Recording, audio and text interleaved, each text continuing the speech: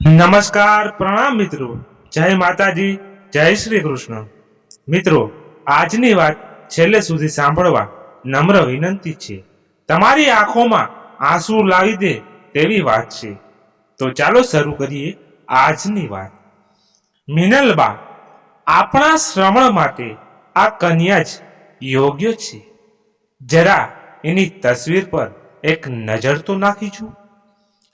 ઘરેણાથી લદાયેલ મિનલબા જ્યારે તકિયાની અડીને હિંચકે બેસતા ત્યારે તેમની એ આભા કોઈ મહારાણીને પણ શરમાવે તેવી લાગતી. પંડિતના હાથમાં રહેલી તસવીર પર નજર પડતા જ તેમના મોઢામાંથી સરી પડ્યું. સુંદર, અતિ સુંદર. શ્રવણ જોડે આની જોડી એકદમ શોભી ઉઠશે. શું નામ છે દીકરીનું? પંડિતજી બોલ્યા. શોભા. મિનલબા, ખરેખર તેમના આગમનથી આ ઘરની શોભા વધી જશે.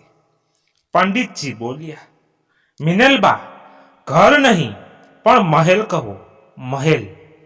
અને તમારા રૂઆબ પણ કંઈ મહારાણીથી ઓછા છે? મેં તો શોભાને પણ કહ્યું છે કે તું એ ઘરમાં વહુ બનીને નહીં પણ રાજકુંવરી બનીને રહીશ. મિનલબા, તને સગી દીકરીની જેમ રાખશે. મિનલબા, શ્રવણના પિતા સ્વર્ગવાસી થયા પછી આટલા મોટા ઘરમાં રહેવું મને હવે વસમું લાગે છે. શોભા આ ઘરમાં આવશે તો આ ઘર જેવું લાગશે. હું તો શોભાને સઘળી જવાબદારી સોંપી નિરાતે જીવે. ભગવત સ્મરણ કરીશ. પંડિતજી. મિનલબા, આમ પણ તમે ક્યારેક ધાર્મિક કાર્યોમાં પાછળ રહ્યા નથી. તમારા ઘરેથી કોઈ યાચક આજ દિન સુધી ખાલી હાથે ગયો નથી. આખા શહેરમાં તમારા ઉદાસ સ્વભાવની ચર્ચા લોકો ખુલ્લા દિલે કરે છે. તમારો પુત્ર શ્રવણ ખરેખર એના નામને સાર્થક કરે એવો છે. મિનલબા, પંડિતજી, તમે જરા વધુ પડતા વખાણ કરી રહ્યા છો. પંડિતજી. મિનલબા, વખાણ તો જૂઠા લોકોના થાય, સારા માણસના કાર્યોને તો લોકો સાચા દિલથી યાદ કરી આશીર્વાદ આપે. ત્યાં જ નોકર ચાંદીની થાળીમાં નાસ્તો લઈ આવ્યો. તેણે બંને માટે ચાંદીના પ્યાલામાં કોફી ભરી ટેબલ પર મૂકી. થોડી વાર પછી પંડિતજીએ અલ્પાહાર કરી ત્યાંથી વિદાય લીધી. શુભ ચોઘડિયામાં શ્રવણ અને શોભાના લગ્ન લેવાયા. રૂપના અંબાર સમી શોભાના આગમનથી હવેલી દીપી ઉઠી. મિનલબાનો તો ઉત્સાહ જ અનેરો હતો. તેમનો હર્ષ સમાતો નહોતો. ઘરમાં મંગલ પ્રવેશ સમયે જ આંગણે ઉભેલી શોભાના ગૃહ પ્રવેશ માટે મિનલબા આરતીની થાળી લઈ આવ્યા. વહુની આરતી હર્ષભેર મિનલબા ઉતારતા હતા. ત્યાં જ શોભા મોઢું બગાડી બોલી. છી, આ શું છે? જલ્દી આરતી કરી લો ને. આ અગરબત્તીના ધુમાડાથી ગભરામણ થાય છે. મિનલબા અચરજથી શોભાને જોવા લાગ્યા અને તેઓ કંઈ પણ બોલે એ પહેલા જ શ્રવણ બોલ્યો. બા, તમે પણ શું બાઘાની જેમ જુઓ છો? સાંભળ્યું નહીં? શોભાને ધુમાડાથી ગભરામણ થઈ રહી છે. ત્યાં હાજર સગા સંબંધીઓ વચ્ચે મિનલબા છોબીલા પડી ગયા. તેમણે કચવાતા મને આરતીની વિધિ જેમ તેમ પૂર્ણ કરી. શોભાએ ઘરમાં કદમ જમાવવા કુમકુમ પગલા ભર્યા. મિનલબા ચૂપચાપ આરતીની થાળી લઈ ત્યાં જ ઊભા રહી તેને ઘરમાં પ્રવેશ કરતા જોઈ રહ્યા. સવારે રોજના ક્રમ પ્રમાણે ભગવાનની પૂજા કરી મિનલબા હિંચકા પર બેસતા આવ્યા. તેઓ એ જોઈને અચંબો પામ્યા કે શોભા હિંચકા પર બેસી મોબાઈલના બટનો દબાવવામાં વ્યસ્ત હતી. આ જોઈ તેમને આઘાત લાગ્યો, કારણ આજ દિન સુધી હિંચકા પર તેમના સિવાય બીજું કોઈ બેસવાની હિંમત પણ કરતું નહીં. અને શોભા આ વાત જાણતી હતી. મિનલબાને લાગ્યું કે વહુ કદાચ ભૂલથી બેસી ગઈ છે, ભલે છોને બેસતી. આમ પણ ઘરમાં અત્યાર સુધી કોઈ ત્રીજી વ્યક્તિ નહોતી, એટલે તેમના સિવાય કોઈ હિંચકે બેસતું નહોતું. મનોમન આમ વિચારી તેઓ બાજુમાં આવેલ સોફા પર બેઠા. નોકર ચાંદીના પ્યાલામાં કોફી લઈ આવ્યો. મિનલબાએ સોફા પર બેઠેલા જોઈ તેના હાથમાંનો કોફીનો પ્યાલો ધ્રુજી ઉઠ્યો. મિનલબાને કોફી આપી તે ઝડપભેર અંદર જતો રહ્યો. મિનલબા કોફીના કડવા ઘૂંટ ભરતા ભરતા વિચારમાં લાગ્યા કે ફક્ત સુંદરતાને પ્રાધાન્ય આપી તેમણે કોઈ ભૂલ તો નથી કરીને. પંડિતજીને છોકરીના સંસ્કાર વિશે તો ક્યારેય પૂછ્યું જ નહોતું. વહુના રૂપની પાછળ શ્રવણ પણ ઘેલો થઈ રહ્યાની આછી ઝલક કાલે રાત્રે જ દેખાઈ આવી હતી. શોભાને શાંતિથી મિનલબાએ કહ્યું, બેટા, આ આખો દિવસ વોટ્સએપ પર ચેટિંગ કરવી સારી વાત નથી. શોભાએ છણકો કરીને કહ્યું, કેમ? બધા જ વાપરે છે, તેમાં નવાઈ શું? તમે પણ વોટ્સએપ વાપરો છો ને? મિનલબા, બેટા, હું પણ વોટ્સએપ વાપરું છું, પણ તેની એક મર્યાદા છે. હવે લગ્ન બાદ પણ તું તારા કોલેજના પુરુષ મિત્રો સાથે આમ કલાકો ચેટિંગ કરે છે, તે સારી વાત નથી. શોભા ચોંકી ઉઠી. એટલે તમે મારા મોબાઈલને ચેક કરો છો, મારી જાસૂસી કરો છો, એમ જ ને? મિનલબા હેપતાઈને બોલ્યા, બેટા, એવી વાત નથી. શોભાએ ત્રાળ પાડતા કહ્યું, તો કેવી વાત છે? શ્રવણ અંદરથી દોડતું આવ્યું. શું થયું શોભા? શોભા બોલી, જુઓ ને, તમારા આ બા એક મિનિટ પણ મને શાંતિથી જીવવા દેતા નથી. જાણી જોઈને મને હેરાન કરતા રહે છે. હું અહીં શાંતિથી હિંચકે બેઠી છું, તે પણ એમનાથી જોવાતું નથી. શોભા, તને ભાન પડે છે કે તું કોની સામે બોલી રહી છે? રોજ સવારે મારી બા તું જે હિંચકા પર બેઠી છે ત્યાં બેસે છે. ઉઠ ત્યાંથી, ઉઠ. મિનલબાએ કલ્પના કરી કે શ્રવણ શોભાને આમ બોલી તેની ઝાટકણી કાઢશે, પરંતુ તેમની કલ્પનાને ખોટી ઠેરવતું શ્રવણનું વાક્ય બાણ તેમના હૈયાની આરપાર નીકળી ગયું. બા, તમે પણ ખરા છો. એ કહે છે તમે એને ડિસ્ટર્બ કરી રહ્યા છો, છતાં સોફા પર બેસી રહ્યા છો. મિનલબા બોલ્યા, બેટા, હું તો ફક્ત. શોભા મોબાઈલ એક તરફ ફેંકી ગુસ્સામાંથી અંદરના રૂમમાં દોડી ગઈ. એની પાછળ પાછળ શ્રવણ દોડ્યો. શોભા, સાંભળ શોભા. શ્રવણના લગ્નને 1 વર્ષ પૂર્ણ થતા તેમના ઘરે ખુશીના પારણા બંધાયા. શોભાને રૂપ રૂપના અંબાર સમો દીકરો અવતર્યો. પોતે દાદી બન્યા એ વાત જાણી મિનલબા ખુશખુશાલ થઈ ગયા. શ્રવણ જોડે તેઓ પણ હોસ્પિટલમાં પોત્રનું મોઢું જોવા ઉપડ્યા. હોસ્પિટલમાં નવજાત બાળકને ખોળામાં લઈને શોભા બેઠી હતી. શોભાના ચહેરા પર અવર્ણનીય આનંદ હતો, પરંતુ દૂરથી જેવા મિનલબાને આવતા જોયા કે મોઢું ચડી ગયું. શ્રવણ અને મિનલબા નજીક આવ્યા. સુંદર પૌત્રને જોઈ મિનલબા આનંદ વિભોર થઈ ગયા. પૌત્રને શોભાના હાથમાંથી લેવા તેમણે હાથ લંબાવ્યા. મિનલબા પૌત્રને લેવા જતા જતા ત્યાં શોભાએ બાળકને ધીમેથી ચૂંટણી ખણી. નાનો જીવ તડપીને રડવા લાગ્યો. મિનલબા કંઈ સમજે તે પહેલા જ શોભાએ બાળકને એમના હાથમાંથી આંચકી લેતા બોલી, બા આઘા રહો, તે તમારા ધોળા વાળ જોઈને ડરી રહ્યો છે. પૌત્ર પ્રેમાદ મિનલબા બોલ્યા, બેટા હમણાં એ ચૂપ થઈ જશે. ત્યાં જ શ્રવણ તાડુક્યો, બા સમજાતું નથી, બાળક તને જોઈને ડરે છે, છતાં તું કેમ જીદ કરી રહી છે. આપણે તો બાળકને થોડી વાર રમાડી રડાવી જતા રહીશું, પછી તેને સંભાળવાનો તો બિચારી શોભાએ જ છે ને. મિનલબા નારાજ થઈ રૂમમાંથી બહાર નીકળી ગયા. શોભાએ છણકો કરતા કહ્યું, જોયું કેવા જતા રહ્યા.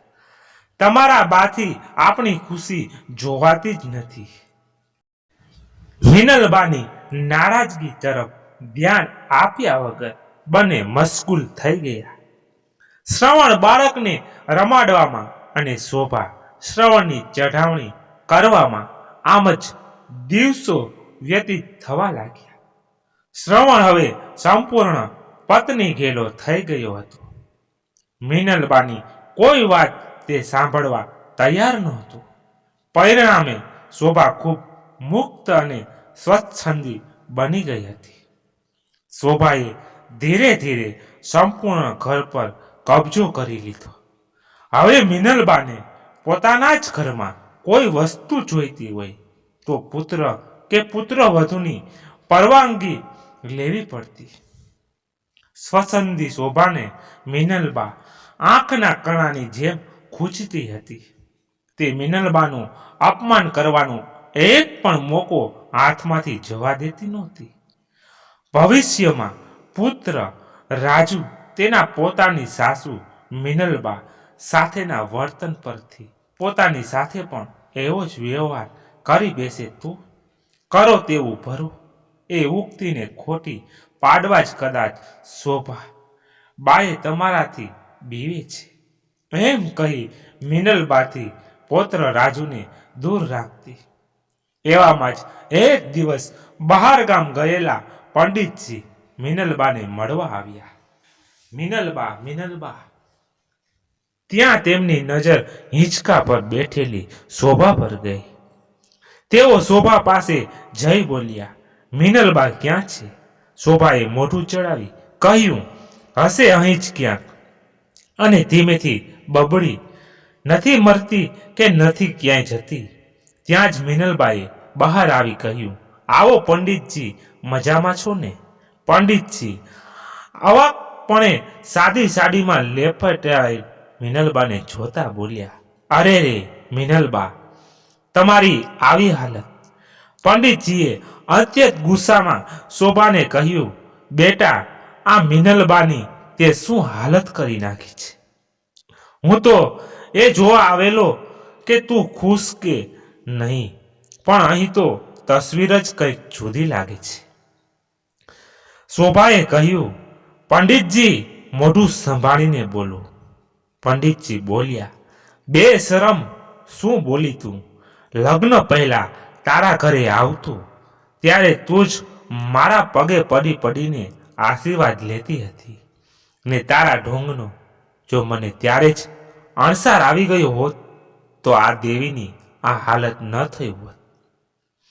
શોભા યાદ રાખજે, ઘરમાં વડીલોને આદર ન હોય તે ઘર નહીં પણ શમશાન છે.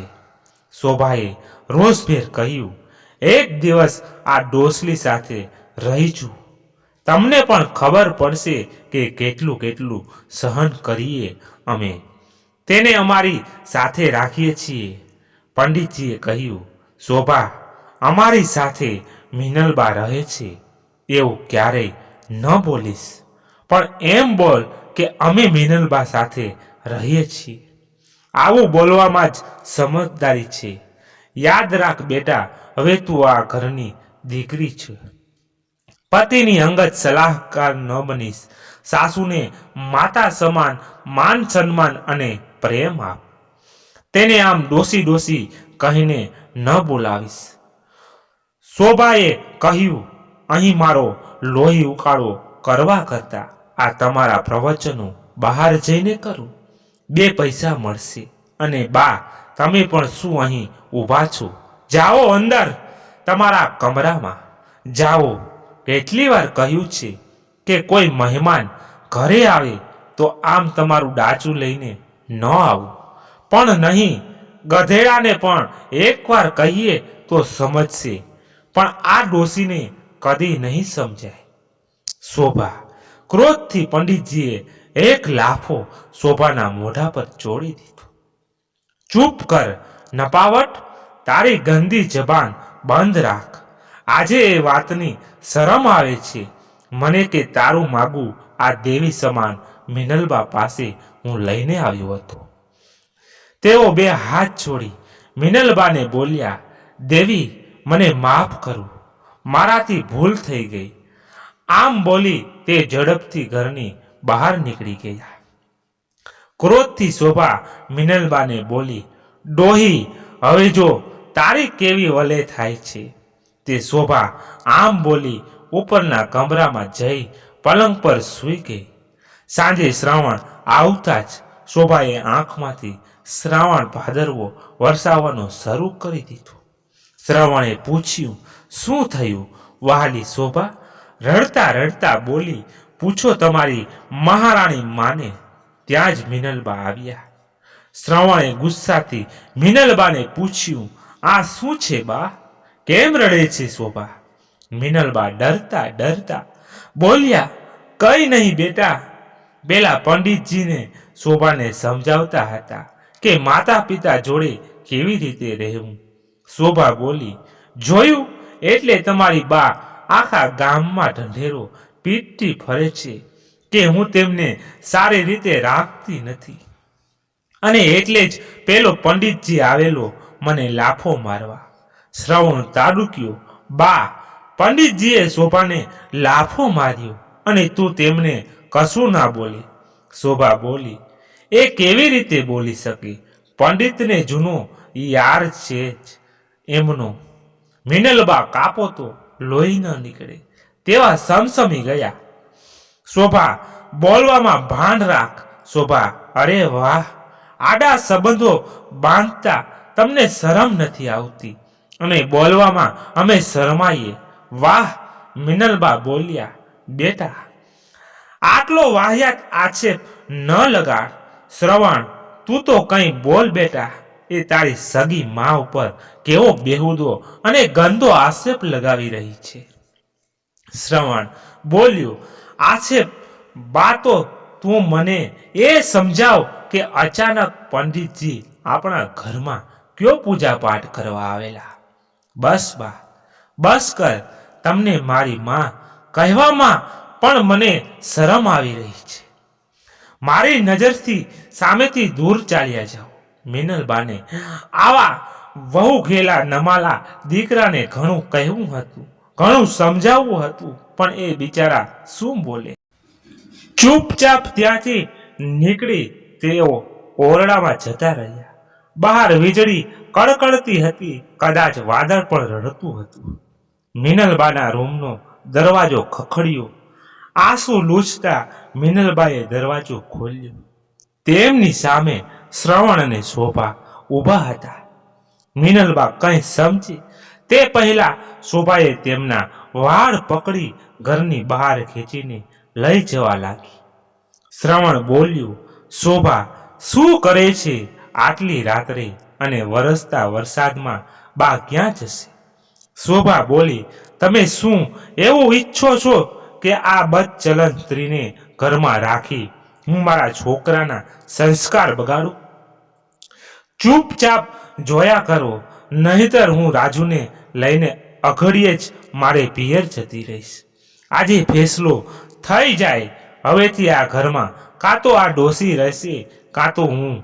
શ્રાવણ, બા ઘરમાં નહીં રહે તો પછી ક્યાં રહેશે? શોભા બોલી, આજ પછી આ ડોસી પેલા બહારના સ્ટોર રૂમમાં રહેશે. શ્રવણ બોલ્યો, સ્ટોર રૂમમાં તો જગ્યા જ નથી. એના કરતાં આપણે બાને વૃદ્ધાશ્રમમાં રાખીએ તો શોભા. કેમ સમાજમાં મારું નાક કપાવવું છે? લોકો તો આ ડોહીનો વાંક કાઢવાને બદલે એમ જ કહેશે ને કે જુઓ, વહુએ ઘરમાં આવતા જ સાસુને વૃદ્ધાશ્રમમાં મોકલી દીધી. ના ના, ભૂલી જાઓ વૃદ્ધાશ્રમને. હવે તમારી બા સ્ટોર રૂમમાં જ રહેશે. શ્રવણ બોલ્યો, સવારે હું નોકરને કહી દઈશ, એ સાફ સફાઈ કરાવી દેશે, પણ આજનો દિવસ તો બાને ઘરમાં રહેવા દે. શોભા તાડુકી, નોકરોને બીજા કામ હોય છે. આખો દિવસ નવરી બેસતી આ ડોસી ઘસાઈ નહીં જાય. સ્ટોર રૂમની સફાઈ એ જાતે જ કરશે. આજે તો હું તેને ઘરમાંથી બહાર કાઢીને જંપીશ. બહાર રહેશે ત્યારે અકલ ઠેકાણે આવશે કે આપણે તેને સાથે રાખી કેવો ઉપકાર કરતા હતા. શ્રવણ દોડતા જઈ ચાદર લઈ આવ્યો. શોભાએ પૂછ્યું, શું કામ? આ શ્રાવણ બોલ્યો, બહાર બહુ ઠંડી છે, તેથી બાને ઓઢવા માટે. આ શોભાએ શ્રવણના હાથમાંથી ચાદર ખેંચી લેતા કહ્યું, પણ તમારી બાને એના યારની યાદોની ગરમી ઠંડી નહીં લાગવા દે. શોભાએ ધક્કો મારી મિનલબાને બહાર કાઢ્યા. એ પૂરી રાત ધ્રુજતા, કમતા અને આંસુ સારતા મિનલબાએ ઘરની બહાર વિતાવી. બીજા દિવસે સવારે શોભાએ સ્ટોર રૂમનું તાળું ખોલી આપ્યું. મિનલબાએ રૂમની સાફ સફાઈ કરી ત્યાં રહેવા લાગ્યા. નોકર દિવસમાં એકવાર ખાવાનું લઈ આવતું. નોકરને કડક સૂચના અપાયેલી કે મિનલબાની નજીક પણ નહીં જવાનું અને દરવાજામાંથી જ એક ટક ખાવાની થાળી સરકાવી દેવાની. મિનલબા ફાટેલી ચાદર પર બેસી કાગળમાં લપેટાયેલી સૂકી ભાખરીને વાસી શાક જોડે સ્ટોરરૂમના એક અંધારીએ ખૂણે બેસીને લૂસલૂસ ગળે ઉતારી જતા. ઘરમાં કોઈ મહેમાન આવ્યા હોય ત્યારે સ્ટોરરૂમનો દરવાજો બહારથી બંધ રાખવામાં આવતો. શોભાની કડક સૂચના હતી, ડોસલી ઘરના મહેમાનો સામે આવવી ન જોઈએ. મહેમાનોને સામે ઇમ્પ્રેશન ડાઉન થશે. એકવાર મુંબઈથી શ્રવણના મિત્રો તેના ઘરે રહેવા આવ્યા. લગભગ તેઓ અઠવાડિયું ત્યાં રોકાવાના હતા. તેથી સ્ટોર રૂમનો દરવાજો અઠવાડિયું બંધ રાખવાની કડક સૂચના શોભાએ નોકરોને આપેલી. એક સાંજે શ્રવણ સ્ટોર રૂમ પાસેથી પસાર થઈ રહ્યો હતો. ત્યાં જ એના કાને મિનલબાનો અવાજ સંભળાયો, બેટા, વિખરાયેલા વાળ અને કેટલાય દિવસથી નહાવાનું નસીબ ન થયેલ. મિનલબા બારીના સળિયામાંથી લાચારીપૂર્વક ઈજા થયેલ હાથ શ્રવણને બતાવતા હતા. સ્ટોર રૂમમાં પડી જવાથી કદાચ એમના હાથમાં વાગ્યું હતું. વાગેલ ઘામાંથી લોહી વહી રહ્યું હતું. કદાચ હાથનું હાડકું ફ્રેક્ચર થયું હોય તેમ શ્રવણને જણાવ્યું. માતાની અવદશા જોઈ શ્રવણનો પુત્ર પ્રેમ જાગૃત થયો. હિંમતભેર બે પગલા સ્ટોરરૂમ તરફ વધારતા જ એની આંખ સામે શોભાનો ચહેરો તરવર્યો. એના પગ થંભી ગયા. શોભાને જાણ થશે ત્યારે પોતાની શી દશા થશે તે કલ્પનામાં કરતા જ એનું વીરત્ય ઓગળી ગયું. દરવાજા પર સંભળાતા મિનલબાના નખના ઘસકારાથી જાણે ડરી ગયો હોય તેમ તેને ઘર તરફ દોટ મૂકી. રાજુનો આજે જન્મદિવસ હતો. તેને 7 વર્ષ પૂર્ણ થયા હતા. રાજુના જન્મદિવસની ઉજવણી ધામધૂમથી ઉજવવાની કેટલાય દિવસથી તડામાર તૈયારીઓ ઘરમાં ચાલતી હતી. જન્મદિવસની ઉજવણીના ઉમંગમાં કેટલાય દિવસથી મિનલબાને એક ટકનું ખાવાનું આપવામાં પણ વિસરાઈ ગયું છે. એ વાત સુધા કોઈના ધ્યાનમાં આવી નહીં. જન્મદિવસના દિવસે ધીમેથી શ્રવણે શોભાને પૂછ્યું, આપણે બાને પણ ઉજવણીમાં લઈ આવીએ. તો શોભા બોલી, મગજ છટકી ગયું છે. આટલા સારા પ્રસંગમાં તમારી ભિખારણ જેવી બાને અહીં લાવી ઇજ્જતના ધજાગરા કરવા છે? શ્રવણ બોલ્યો. રાજુને શુભ પ્રસંગે બા આશીર્વાદ. શોભા આંખ કાઢતા બોલી. બસ શ્રવણ નીચું માથું ઘાલી બહાર જ્યાં મહેમાનો આવવાના હતા ત્યાં સજાવટ બરાબર થાય છે કે નહીં તે જોવામાં મશગુલ થઈ ગયો. બહારથી દોડતો દોડતો રાજુ અંદર આવ્યો અને બોલ્યો, મમ્મી ભૂખ લાગી છે. શોભાએ બૂમ પાડી, રઘુ રઘુ અંદરથી. રઘુ દોડતો આવ્યો. જી માલકીન. શોભાએ કહ્યું, રાજુને ભૂખ લાગી છે, એને કંઈ ખાવાનું આપ. રઘુ બોલ્યો, માલકીન બસ મા સાહેબ મિનલબાને ખાવાનું આપી આવું, પછી તરત જ છોટે બાબાને નાસ્તો આપું છું. કચકચાવીને શોભાએ એક લાફો રઘુને મારતા બોલી, જહન્નમાં જાય એ ડોસી તને કેટલી વાર કીધું છે, રાજુ સામે તેનું નામ પણ નહીં લેવાનું. જા નાસ્તો લઈ આવ, એટલે ટક ખાય નહીં તો કંઈ મરી નહીં જાય ડોસી. રાજુ બોલ્યો, કોણ ડોસી? મમ્મી. શોભા બોલી, બેટા એક પાગલ ડોસી છે, મમ્મા તેને ખાવાનું આપે છે, તેની કાળજી લઈ તેની સંભાળ રાખે છે. રાજુ શોભાને ગળે લગાવતા બોલ્યો, મમ્મી તમે કેટલા સારા છો. સાંજે પાર્ટી ધૂમધામથી ઉજવાઈ રહી હતી. પાર્ટીના આયોજનની સૌ કોઈ પ્રશંસા કરી રહ્યા હતા. ત્યાં જ એક વિચિત્ર બનાવ બન્યો. રાજુએ અચાનક નોકર રઘુને એક લાફો મારતા બોલ્યો, તમને કહ્યું ને ફૂગો લઈ આવો એટલે ફૂગો લઈ આવો. આવેલ મહેમાનો રાજુની વર્તણૂક જોઈ દંગ રહી ગયા. ખુસર પુસર વધે તે પહેલા શોભાએ જાહેરાત કરી, અબ ડાન્સ હો જાएगा. હર્ષભેર બધાએ વાતને સ્વીકારી લીધી. ડીજીના સંગીતમાં રાજુની વાત દબાઈ ગઈ.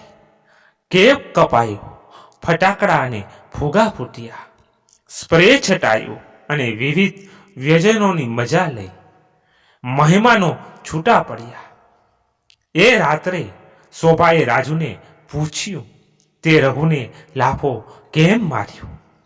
રાજુએ કહ્યું, આજે સવારે તમારી વાત નહોતી સાંભળી એટલે તમે રઘુને લાફો માર્યો હતો ને. બસ એ જ જોઈને મેં પણ આજે મારી વાત નહીં સાંભળતા રઘુને લાફો ચોડી દીધો. બરાબર કર્યું ને મમ્મી? શોભાએ કહ્યું, એકદમ બરાબર કર્યું. એ ચાપલો એ જ લાગનો છે. રાજુ પડખું બદલી સૂઈ ગયું.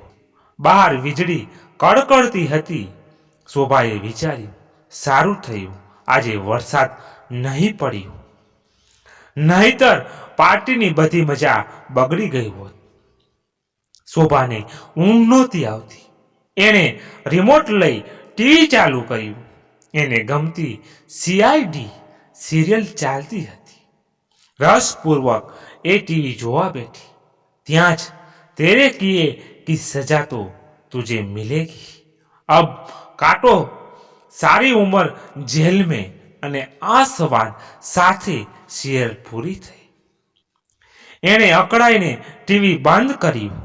રેડિયો મિર્ચી સાંભળવા મોબાઈલમાં ઇયરફોન સેટ કરી કાને લગાવ્યું. अब सुनिए गीत तुझे दिल में बसा तो लूं. 1955 की फिल्म कर्मों की सजा और गीत गाया है. धाड़ કરીને પવનથી બંધ થયેલ બારીથી શોભા હેબતાઈ ગઈ. એ બારી બંધ કરવા ઉઠી ત્યાં જ ઠંડા પવનની લહેરકીથી એના રોમ રોમ પુલકિત થઈ ગયા. ઠંડા પવનનો આનંદ લેવા તે બારી બંધ કરી બહાર ગેલેરીમાં આવી ઊભી રહી. ત્યાં જ ઘસર ઘસર અવાજથી એ ચોંકી. તેણે અવાજની દિશા તરફ નજર દોડાવી તો ધ્યાનમાં આવ્યું કે અવાજ એમના બગીચાના એક ઝાડ નીચેથી આવતો હતો કે જ્યાં પાર્ટીની એઠી થાળીઓ મૂકી હતી. શોભા ચીડાઈ ગઈ. આજે પાછું કોઈક કૂતરું બગીચામાં ઘૂસી ગયું હતું. આ પહેલા પણ આમ જ એક કૂતરું બગીચામાં આવેલું અને બગીચાના ફૂલોના કચરાઓને ખોદીને જતું રહેલું. ઘણા ફૂલ છોડ નાશ પામ્યા હતા. કૂતરાને સબક શીખડાવવાના ઈરાદે શોભા શ્રવણને ઉઠાવવા ગઈ, પણ દિવસભર પાર્ટીની દોડધામથી થાકેલો શ્રવણ ઘસઘસાટ ઊંઘતો હતો. બાજુમાં પડેલ લાકડી ઉપાડી શોભા પોતે બગીચામાં ગઈ. કૂતરું ભાગી ન જાય એ માટે એ ધીમે પગલે ઝાડ તરફ વધી. ઘસર ઘસરનો અવાજ હજી પણ આવતો હતો. ઝાડ પાસે પહોંચતા શોભા ચોંકી ગઈ. ત્યાં જ વીજળીના ગડગડાટમાં એઠી થાળીઓમાંથી રોટલીનો ટુકડો વીણી મોઢામાં નાખતા મિનલબા સ્પષ્ટપણે દેખાયા. તેરે કિए की सजा तो तुझे मिलेगी. CID સિરિયલનો સવાન કર્મો કી સજા ફિલ્મનું નામ અને તે લાફો માર્યો એ જોઈ મેં લાફો માર્યો. રાજુએ કહેલું વાક્ય. આ બધી ઘટનાઓ એકી સાથે શોભાને યાદ આવી. વીજળીના ગડગડાટ સાથે શોભાના મસ્તિષ્કમાં ચમકારો થયો. તેની અંતરાત્મા ધ્રુજી ઉઠી. અરે રે, આ સ્ત્રીની મેં આવી અવદશા કરી. ચાંદીની થાળીમાં જમતા અને રાણીની જેમ હિંચકે ઝૂલતા મારી સાસુના આ હાલ મેં કર્યા. મારા દીકરા રાજુને આ વાતની ખબર પડશે તો મોટો થઈ લગ્ન થતા એ પણ મારી આવી જ હાલત કરશે. તો ભગવાન મને પણ મારા કર્મોની આવી જ સજા આપશે. તો આ વિચાર સાથે જ એના હાથમાંથી દંડો પડી ગયો. દંડાના અવાજથી મિનલબા ચોંકી ઉઠ્યા. સામે શોભાને જોઈ મિનલબા વિનંતી ભર્યા સ્વરે બોલ્યા, બેટા, 4 દિવસથી કંઈ ખાધું નથી. બસ આ ખાઈ લો. મને મારીશ નહીં. ભૂખ લાગેલી છતાં મહેમાનો સામે આવી નહીં. હું પાછી ઓરડીમાં જતી રહીશ. હેઠવાળમાંથી એક લાડુ ઉપાડતા મિનલબા પેટ પર હાથ ફેરવતા બોલ્યા, મને ખૂબ ભૂખ લાગી છે. બેટા, થોડું ખાઈ લેવા દે. શોભા ચોધાર આંસુએ રડી પડી. મિનલબાના હાથમાં લાડુને ઝાટકતા એ રૂંધાયેલા સ્વરે બોલી, બા, મને માફ કરો. હે ભગવાન, મને ક્ષમા આપો. સાસુમાં, આજ પછી તમે એ ઓરડીમાં નહીં રહો. ચાલો બા, ઘરે ચાલો. હવે આપણે બધા સાથે રહીશું. સવારે આંખ સામેનું દ્રશ્ય જોઈ શ્રવણ અચંભિત થઈ ગયું. હિંચકા પર રાણીની જેમ શોભતા મિનલબા બેઠા હતા. સાલિતાનથી શોભા રાજુને કહેતી હતી, બેટા રાજુ, આ તારા દાદી મિનલબા છે, એમના પગે પડ. મિનલબાએ રાજુને છાતી સરસો ચાપી લીધો. દાદીની પ્રીત અને પૌત્રનું હેત આટલા વર્ષે પહેલી વાર મળવાથી બંને જીવ આનંદ વિભોર થઈ ગયા. બા સામે કેવી રીતે જવું વિચારતો શ્રવણ ત્યાં જ ખીલો થઈ ઊભો રહ્યો. એને જોઈ મિનલબા બોલ્યા, નજીક આવ બેટા, વહોરાણી તને નહીં વટી. આ સાંભળતા જ શ્રવણ દોડીને મિનલબાને પગે પડ્યો. તેની આંખમાં આંસુ હતા. શોભા પણ મિનલબાના પગમાં પડી ગઈ. મને પણ માફ કરી દો બા. ખબર નહીં મને શું કુબુદ્ધિ સૂજી હતી કે મેં તમારી સાથે આવો વ્યવહાર કર્યો. બોલતા બોલતા શોભા ચોધાર આંસુએ રડી પડી. અચાનક મિનલબાના મસ્તિષ્કમાં ચમકારો થયો. વહાલથી શોભાના માથે હાથ ફેરવતા ફેરવતા મિનલબા વિચારી રહ્યા કે પૂર્વ જન્મમાં સંચિત કર્માનુસાર આ જન્મમાં કોઈ પણ જીવ સુખ દુઃખ ભોગવે છે. જેમ કે પૂર્વ જન્મમાં કરેલી એક નાનકડી ગાયની ચોરીને કારણે સદૈવ સન્માર્ગે ચાલવા વાળા ભીષ્મ પિતાને વિંધેલા શરીરને 6 મહિના બાણસૈયા પર પડ્યા રહેવું પડ્યું. આમ તેમણે વેઠેલી પીડાનું કારણ આ જન્મમાં પાપ નહીં પણ પૂર્વ જન્મમાં પાપ કારણભૂત હતા.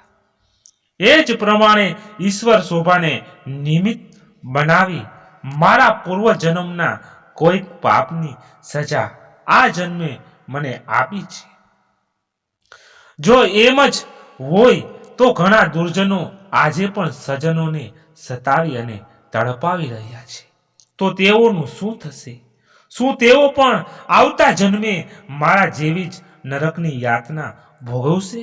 ના ના, હે પ્રભુ, કૃપા કરીએ દુષ્ટોને સુધારવા હમણાં જ તેમને દેખાડ તારો ચમકારો. મિત્રો, આજની વાત સંપૂર્ણ થઈ.